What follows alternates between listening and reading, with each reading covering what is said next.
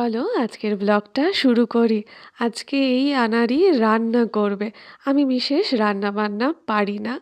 আর জানো, রান্না করতে না আমার খুব একটা ভালোও লাগে না। আমাকে সারাদিন যদি পরিষ্কার পরিচ্ছন্নতার কাজ দাও, আমি তা সারাদিন ধরে করতে পারি। কিন্তু রান্না-বান্না মোটেও আমার অতটা ভালো লাগে না। শুনতে হয়তো একটু কেমন, কেমন যেন লাগছে, তাই না? দেখো, উচ্ছে ভাজছিলাম, কালো জিরে ফোড়ন দিয়ে উচ্ছেটাকে ভাজলাম।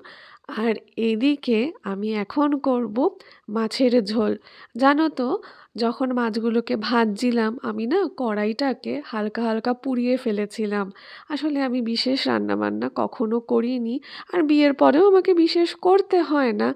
এবার তার ফলে আমার জ্ঞান অনেকটাই কাঁচা জ্ঞানে রয়েছে। ওটা কবে যে পাকা জ্ঞানে পরিণত হবে তা আমি জানি না।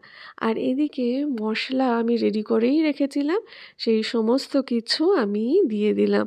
আর এদিকে গোপাল এসেছে, গোপাল খেলাধুলো করেছিল। কেমন লাগছে আমার ব্লগগুলো? এই আনাড়ির হাতের রান্নাটাও বা কেমন দেখতে হয়েছে বলো? তোমাদের তো আর টেস্ট করাতে পারলাম না। টেস্ট করলে অখাদ্য লাগবে না, একেবারে অখাদ্য হয় না, তবে ওই কাচ্চালার মতো হয়ে যায়। আসি গো।